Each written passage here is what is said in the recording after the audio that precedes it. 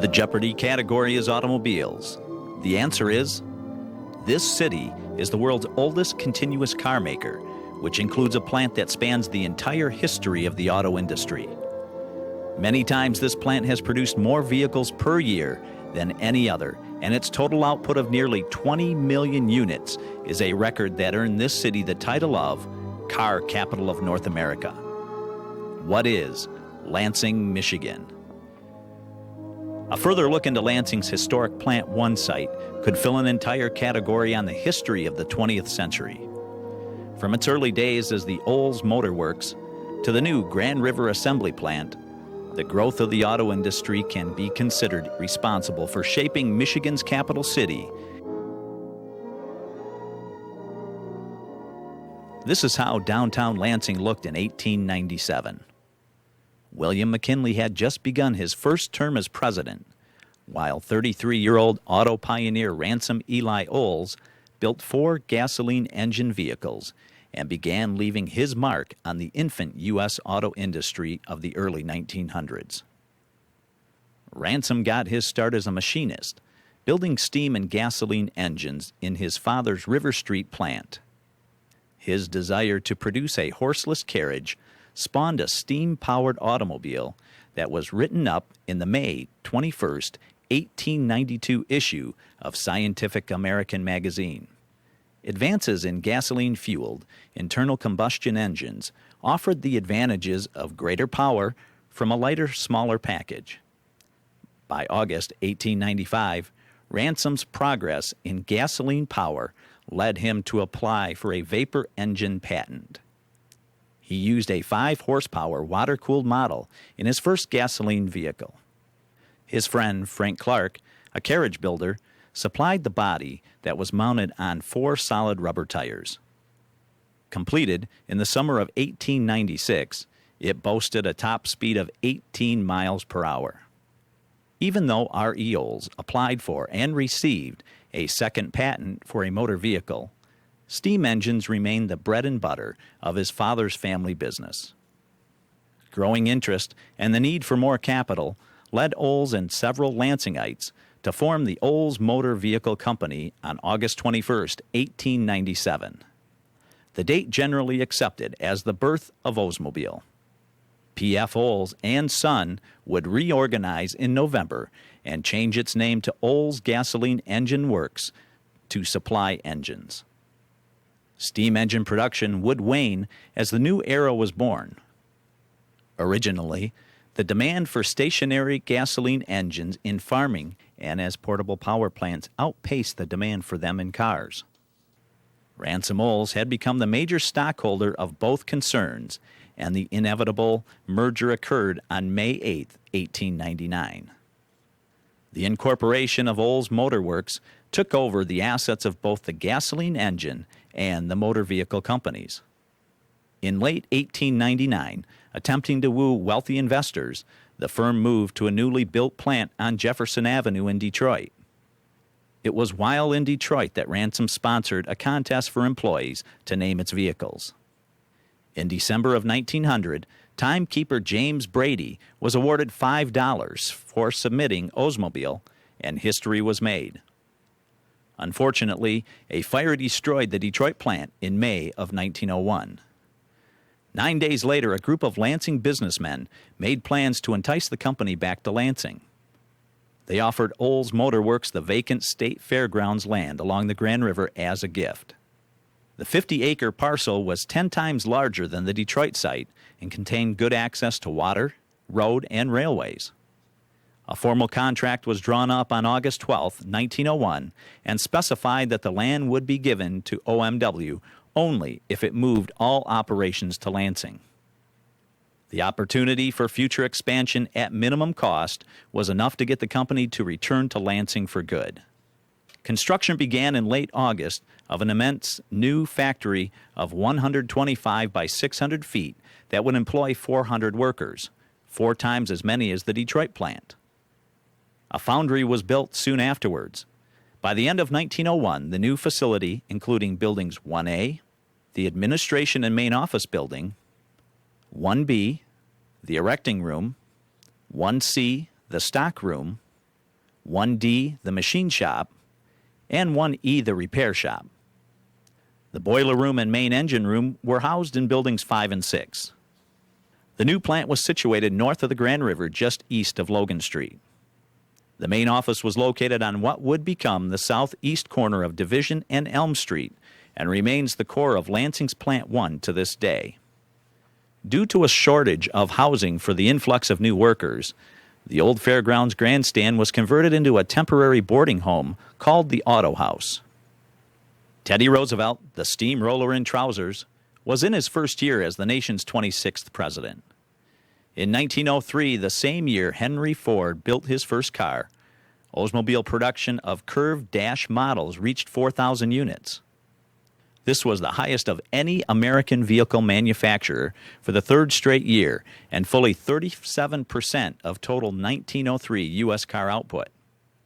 The Lansing plant was expanding as buildings 1F, 2A, 2B, 2C, 4, 7, and 10 were added. 1F was the paint facility. 2A was a machine shop with additional offices on the second floor. 2B added storage space, and 2C was additional paint shop. Building 4 was used for the storage of lumber and as the frame pattern shop. Building 7 was the new foundry, while a circular structure.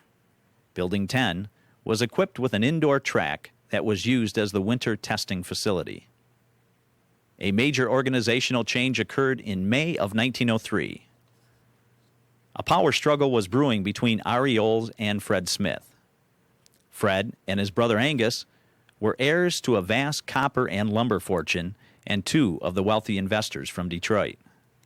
The gas engine works plant on River Street, Ransom's father's original shop, was slated to expand. The Smiths, however, wanted to buy a 16-acre parcel of land just east of OMW and build a new facility. The OMW board, with the backing of shareholders, voted to sell the gas engine works for $105,000. Now that the engine works and the vehicle manufacturing were separated again, Ransom couldn't afford to remain on both boards. He resigned his GEW post on July 1st and was replaced by a Smith associate, James Seeger. This paved the way for the land purchase next to OMW, and the construction of new buildings was announced. A pair of large L-shaped buildings would be the most modern of their type, with sawtooth roofs and electric cranes for material handling. All of OGEW operations were slated to move at a cost of $175,000. Employment was expected to double with this second major facility on today's Plant 1 site. The Seeger family became the major stockholder of OGEW, and Frank Seeger was named its manager. These pictures show what engine assembly looked like in the early Seeger days. By 1904, further differences in company direction caused Olds to leave the corporation he started and create a rival car maker across town he named Rio. His new company outsold the Smith-led Oldsmobile for the rest of the decade. Ironically, America's most popular song of 1905 was a catchy little ditty titled, "In My Merry Oldsmobile." R.E. Olds could rightfully be called the father of the U.S. auto industry. Among the many achievements credited to Olds Motor Works are the first commercially successful company to build gasoline automobiles, the first company to build factories specifically designed for vehicle production, the first automaker to employ volume mass production techniques. By 1906, following construction of the new engine plant, the Lansing site was beginning to take the shape of what it would become. Added with the engine plant were Buildings 3, the blacksmith shop, Building 8, the frame and metal pattern vault, Building 12, the fire chief's office and plumbing shop, and Building 14 for sand and coke storage. Even though the plant was expanding since departure of Olds, its market share was dropping. 1907 saw sales of only 1,200 units, which represented only 5% of the market. By 1908, the Smith brothers were $1 million in debt and the company looked doomed. A solution was about to come their way. In September of 1908, flamboyant businessman and fledgling automaker William Durant incorporated General Motors and bought Buick 2 weeks later. He persuaded the struggling Smiths into merging in November, and Oakland, the forerunner to Pontiac, would follow in 1909. Durant had just begun to crisscross his way through GM and Lansing history. The Smiths, who built costly luxury cars, were bought out in stock options. Olds introduced the Model 20, a Billy Durant creation, in 1909. Its moderate price of $1,200 increased sales to over 5,000 units. In addition, it was announced that Olds would build 4,000 engines for GM's sister division Buick, which had sold 8,000 cars the year before. The new gas engine works on the Plant 1 site had changed names to the Olds Gas Power Company, and then Seeger Engine Works, which suggested that the Seegers were firmly in control. By 1910, the Seeger plant was cranking out 30 engines a day for Buick in Flint and Oakland in Pontiac. Seeger now employed 2,000 workers and was Lansing's largest employer, compared to 800 for Olds and 1,000 for Rio. Olds' daily vehicle output had reached 10 to 12 units. Durant instructed the company to expand the plant for an additional 500 cars per year. This would materialize a year and a half later with the new assembly plant west of Division Street, parallel to the machine shop. Measuring 758 feet long by 74 wide, it was claimed to boost capacity by 50% and add 500 new jobs. It later became part of the Building 16 complex, most of which survives as the oldest standing structures on the Lansing Plant 1 site. At an estimated cost of $215,000, the three-story edifice was completed in early 1912.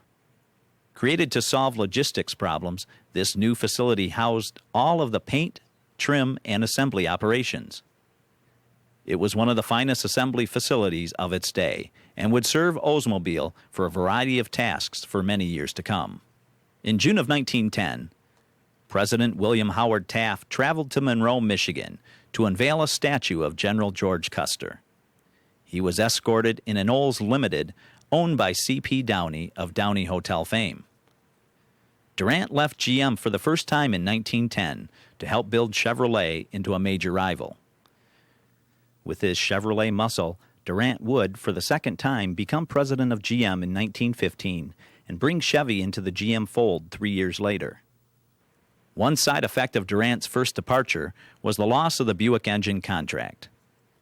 In 1911, James Seeger started eyeing farm equipment as a potential avenue for his stationary engine sales. In November 1912, Seeger won a contract from the Rumley Company of Indiana for 10,000 engines over 3 years. This good news was short-lived for Seeger's remaining 1,500 employees. By the summer of 1913, Rumley reduced its order and the firm eventually failed. This marked the beginning of the end for the once esteemed engine maker.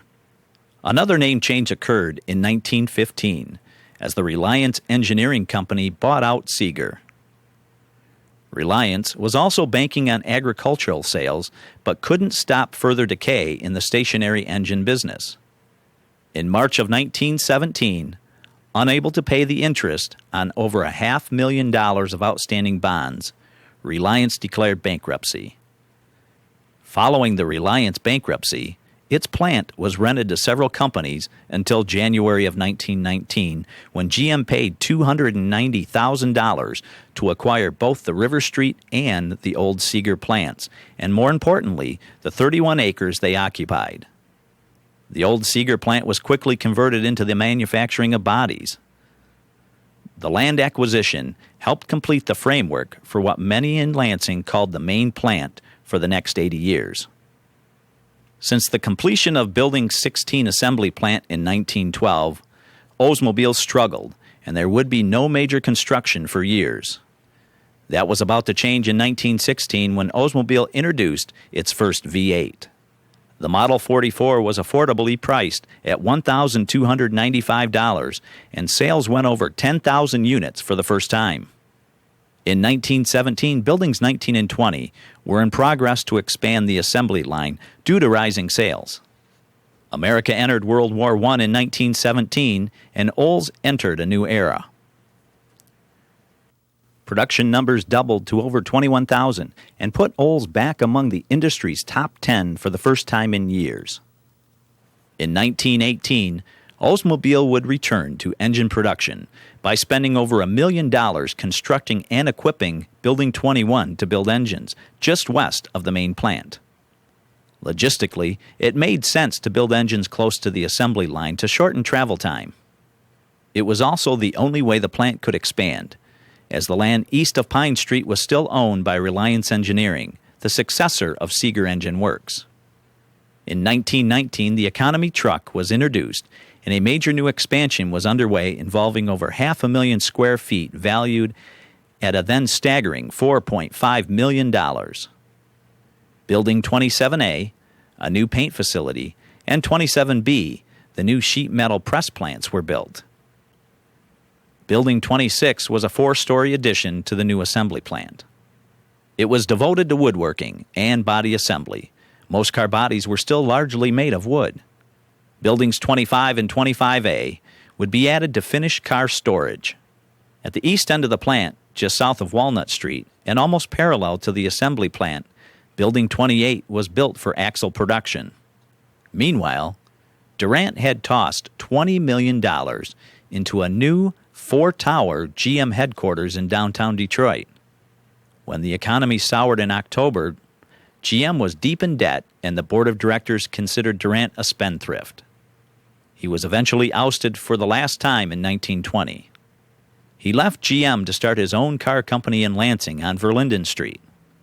In 1923, a photo studio was contracted to take in-plant group pictures of every department. Olds had just celebrated its 25th anniversary as America's oldest car company, and this was the only time the company took pictures of everyone. In 1926, Oldsmobile introduced another first, chrome-plated radiator shells and bumpers. Lansing daily car output had reached 500 units. America was enjoying an economic boom in a period that became known as the sky's the limit 20s. In May of 1927, Charles Lindbergh successfully crossed the Atlantic, and Oldsmobile announced another major expansion valued at $3 million. By October, there was so much new construction going on that it was decided to close the plant a full 60 days, far longer than usual for a yearly new model changeover. Work was started on Building 34, the new engineering building. It would house research labs, a dynamometer, drafting rooms, and the experimental machine shop and garage. After the construction of Building 34, some old Reliance Seeger buildings built in 1905 came down to make room for Building 33. It would be devoted to motor parts manufacturing and would become the short-lived Viking V8 engine line.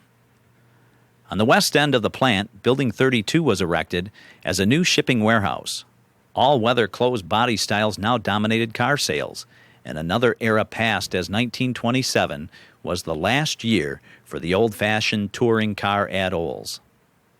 In 1928, Oldsmobile sales reached an all-time high of over 88,000 units. The roaring success demanded more expansion, which was announced in the summer of 1928.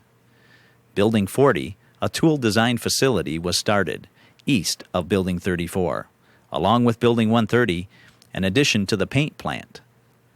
More of the Reliance Seeger plant came down in order to add Building 35, a heat treat facility south of Building 33. Building 38, a twin to Building 40, located to its east, would be used for export shipping. Building 50 was added to the east of Building 27B to increase capacity in the heavy press plant. That year, the famous Amelia Earhart was the speaker at the Girls Club 1928 Christmas party. 1929 would see even more construction as well as expansion. Building 28 had converted from axle production, then radiators, to the assembly of V6 engines. With straight six engines being built in Building 33, they were the center of what now is called Oldsmobile's engine plant for the first time since the Seeger Engine Works days. Olds paid $225,000 for a parcel of land north of the engine plant, west of Townsend Street, and south of Isaac Street, which is now Olds Avenue. Building 60, a $600,000 administration center, and Building 62, a parts warehouse, were both constructed out of reinforced concrete. In May of 1929, Olds announced it would build a new press plant. Building 52 rose east of the existing press and metal finish facilities at a cost of $433,000. This meant tearing down most of the remaining Reliant Seeger buildings and moving the Fisher framing operations to the new Building 78 at the west end of the plant. Work was also started on Building 75, which at the time would be used for car storage and shipping. Olds production reached a historic high of over 100,000 units for the first time in 1929. The plateau would not be reached again for quite some time. Oldsmobile, as well as the rest of the American economy, was about to be brought to its knees. October 29, 1929, would become known as Black Tuesday, as the prices on the New York Stock Exchange plummeted and millions of people went broke. By year's end, losses in the U.S. alone totaled a staggering $40 billion. By 1930, the plant covered 87 acres, enclosing over 2.6 million square feet of space.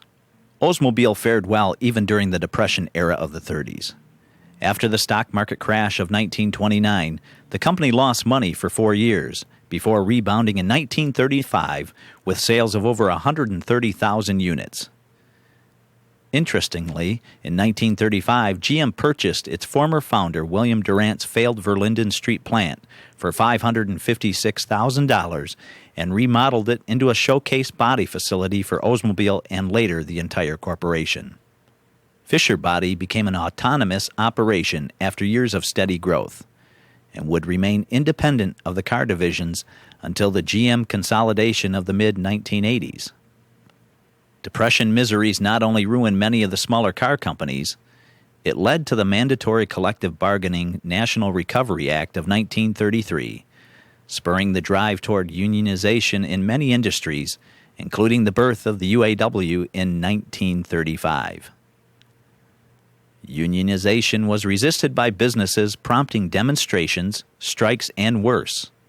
A low point occurred in 1932 when 5 workers were shot to death in a hunger march against Ford Motor Company.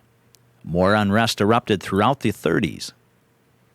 An increasingly powerful United Auto Workers struggle against General Motors, which planted spies within the union ranks in a blatant attempt to disrupt organizing efforts, directed much of it. GM would eventually achieve peace with the UAW, but not before crippling sit-down strikes at Flint and various GM facilities throughout the country in 1935 and 1936. Throughout these turbulent times, Oldsmobile enjoyed generally good labor management relations. In fact, the division never suffered a local strike, though it did endure a few national ones. Some people would refer to that family feeling at Oldsmobile and say, Lansing was a very special place to work. Even though construction slowed during the 30s, a $6.4 million expansion produced 3 new structures in 1937.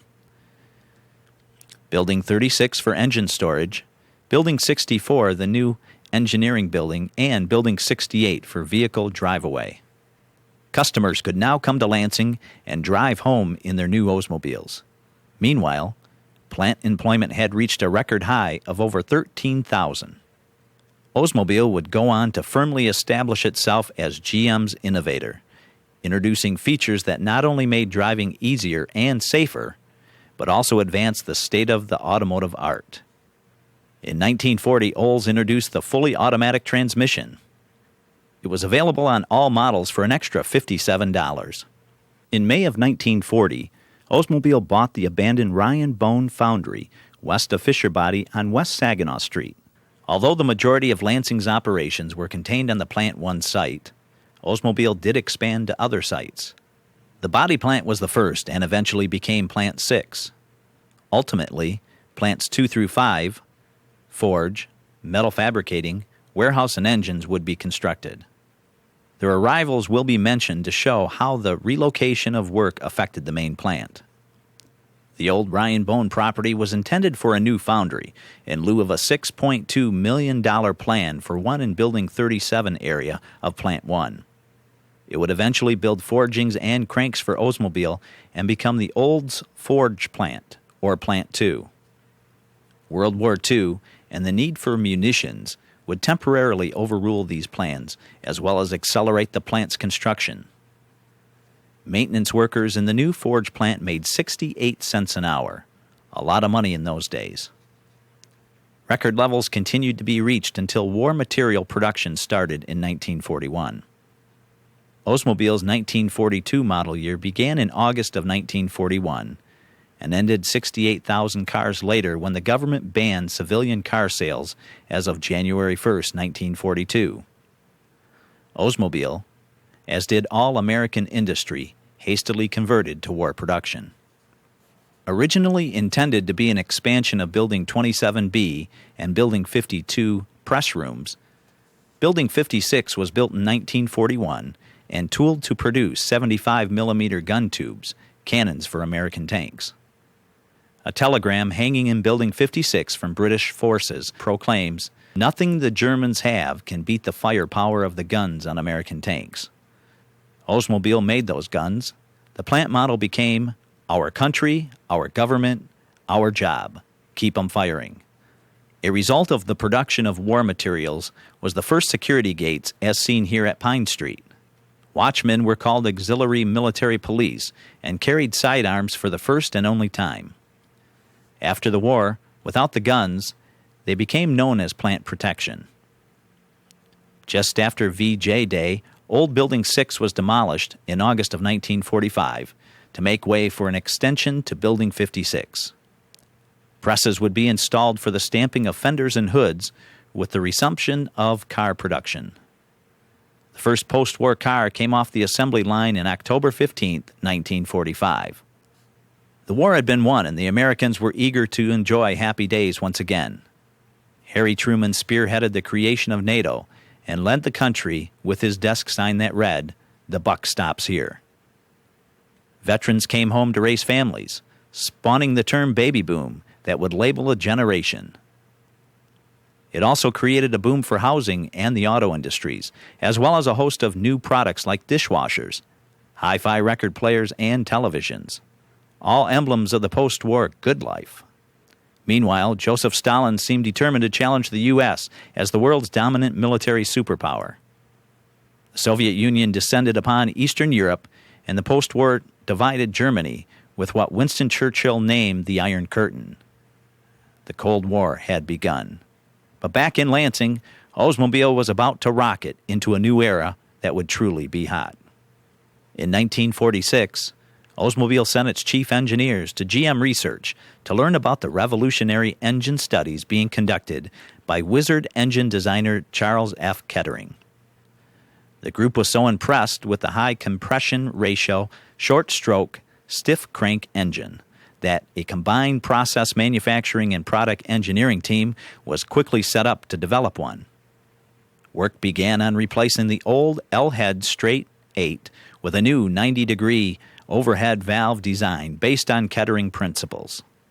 The design team was in a race to beat sister division Cadillac, who was working independently on its own version. In March 1947, Chief Engineer Jack Wolfram and General Manager Sherrod Skinner went to GM President Charles E. Wilson with their design. GM's executive committee approved almost $10 million for a new Olds V8 to be built at the rate of 40 units an hour. Nobody dreamed that Olds would later turn over 4,000 engines a day. Since GM had a policy against naming products after living persons, Kettering engine was out, but Division Chief Skinner had an answer. Olds had built wartime rockets, and the futuristic rockets of the Buck Rogers type fascinated the public, so he deemed the new Olds V8 the rocket engine. Buildings 36 and 38 were set up to provide the engines. Wartime production equipment was removed, and next to the windows ran a new assembly line along the east wall. Olds had a habit of having assembly lines next to east windows. The V6 line in Building 28, the Viking line in Building 33, and the assembly line in Building 16 were all built along east windows. This habit may have been a holdover from the days when factories didn't have good artificial lighting. There was still a desire to honor the engine's father, so the new V8 line was named the Kettering Engine Plant. This aerial photo showed what the main plant complex looked like in 1948, its 50th anniversary. That year, this roof sign was perched atop Building 32 and was visible from the Logan Street Bridge. In 1949, to compete with the newly introduced Cadillac Coupe de Ville, Oldsmobile introduced a hardtop convertible version of the 98 called the Holiday. Later in the year, Olds would introduce a newcomer, also equipped with the Rocket V8. Against a comparably equipped 98, the 88 weighed 200 to 300 pounds less and promptly made Olds the NASCAR champion that year and again in 1950 and 51. The same was true on the street, as nothing could touch the Rocket 88. Its performance on the NASCAR circuit was so impressive that it was selected as the pace car for the 1949 Indy 500, the first Olds so honored. A new assembly plant that joined Buildings 75 and 32 was completed on December 6, 1949. At one time, it achieved the highest line speed of any U.S. car assembly plant, ultimately turning out over 110 units per hour on the line. Further changes were soon needed to keep pace with the demand for the new Rocket Oldsmobiles. 1950 reached an all-time production high of over 400,000 cars. It also became a crossroads year in Olds history. On July 23rd, Oldsmobile Smokestack, a city landmark since 1919, came down along with most of the remaining original buildings to make way for capacity-boosting changes. 34 days later would mark the passing of its founder, Ransom Eli Olds, at the age of 86. Gone were some of the major links to the original people, plants, and products. That same year, Building 37 went up in the spot where curved dashes were once built. It produced 90-millimeter gun tubes for the Korean War and would later become a northward expansion of the Building 56 press room. In 1951, Building 1B, built in 1901, and the last of the plant's historic structures, was raised along with the old powerhouse to extend Building 37. The new compressor room remains in its same location in Building 37 to this day. In July of 1951, Oldsmobile broke ground on a 700,000 square foot new plant to build jet engine parts. Buick received a contract to build Wright J65 jet engines for the Korean conflict, and Oldsmobile was subcontracted to build the compressors and turbines. In May of 1952, General Douglas MacArthur visited the Lansing plants with GM President Charles Wilson. The jet plant would go on to become Plant 3, Oldsmobile's metal fabricating division. In 1955, Oldsmobile passed Plymouth for fourth in industry sales, its highest ranking since the curved dash days. In the mid-1950s, many dignitaries and celebrities visited the plant. Here, famous bandleader Lawrence Welk poses with his fleet of 1952 Oldsmobiles. Vice President Richard Nixon and Jimmy Stewart came to town. Patty Page, Shirley Jones, and Jerry Lewis were among other notables. Page and Jones were once Olds spokespersons. In 1956, expansion was needed to keep up with the increasing demand for rocket engines. Buildings 39 and 23 were added to the engine plant. Building 39 was equipped with semi-automatic NatGo assembly lines for short block production, while Building 23 would house the new V8 block floor. In 1958, Oldsmobile celebrated its 60th anniversary in a special way. At the opening of the Mackinac Bridge, the first 83 cars to cross were brand new white Oldsmobile convertibles, one for each county queen on board. Beginning in the late 50s, Oldsmobile supplied a new car to the winner of the annual Miss America pageant. In 1959, an Oldsmobile, driven by Lee Petty, won the first Daytona 500 race. At the end of the 50s, car buyers were turning from big gas guzzlers toward economy models. In response to rising economy car sales, GM began building its own compacts. In 1960, Chevrolet introduced the rear-engine Corvair, and Olds would answer with the F85. Like the Corvair, it had frameless, unibody construction, which meant it couldn't be built on the same line as the big cars in Building 75 and 32. Building 16, which became a parts warehouse when car assembly was moved in 1950, was retooled for the smaller car line. That meant a new warehouse was needed. GM purchased 100 acres west of Waverly Road and began construction of Plant 4, which became the Service Parts Organization. Over half a mile long and more than 700,000 square feet, it would be the largest building in Olds history. Meanwhile, in Building 16 and 20, F-85 production commenced on June 9, 1960. A Cutlass Coupe edition was added in 1961, and the popular 442 package debuted in 1964. That year, the standard F-85 would grow to intermediate size with a longer wheelbase and frame. All of its models were then moved to the big car final assembly plant. This paved the way for another conversion to Building 16 assembly lines, which would soon be announced. In September of 1960, ground was broken for Building 66, the new engineering center. It would house conference rooms, offices, the experimental wood model shop, experimental garage, and the experimental heavy press room. On July 11, 1962, Oldsmobile celebrated the 20th anniversary of GM's suggestion plan by giving away this new F-85. In the summer of 1966, the new administration center, Building 70, opened. An exciting newcomer joined the Olds lineup that year, the front-wheel drive luxury two-seat Toronado. It was built in Building 16 after a brand new line was installed since the departure of the F-85. Building 150 also went up in 1966 to house a new paint repair system. Situated west of Logan Street, its land had been purchased in 1951 when GM leveled the vacant Lansing drop forge to add parking space. In 1970, Building 22 went up at the east end of the plant.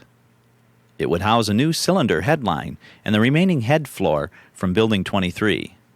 This would free up space in Building 23 for an additional block line to keep up with expanding rocket V8 engine sales. In 1971, another landmark fell as the old water tower, built in 1919, came down. In 1972, Oldsmobile passed its rival Pontiac to take over the number 3 spot in industry sales. Olds also marked its 75th anniversary on August 21st with a Merry Olds Day celebration in front of the state capitol. On October 16, 1978, a dedication of the new Cutlass Assembly Center took place in Building 90. Building 150 paint repair is also shown on the map west of Logan Street. In 1979, Oldsmobile broke ground on a new diesel engine plant west of Lansing in Delta Township. During the energy crisis decade of the 70s, lower-priced diesel fuel was being eyed as a possible option. Unfortunately, after building a $500 million plant with a capacity to build 3,200 engines per day, the price of diesel fuel rose and eventually exceeded the price of gas. The demand for diesel engines plummeted, and GM ceased their production in 1985. Now known as Plant 5, it switched to the production of dual overhead cam 16-valve engines until its closing in 2001. 1984 was the last year Olds operated its own plants and became a marketing unit of BOC. Oldsmobile converted and began production of front-wheel drive N cars. The conversion was complete with the new name on the roof sign. Although it lost its Oldsmobile identity, Lansing's new capacity of 120 cars per hour would earn it the title of Car Capital of the World. In a consolidation of stamping for the GM20 models, presses from Building 56 were moved to Plant 3 in 1989.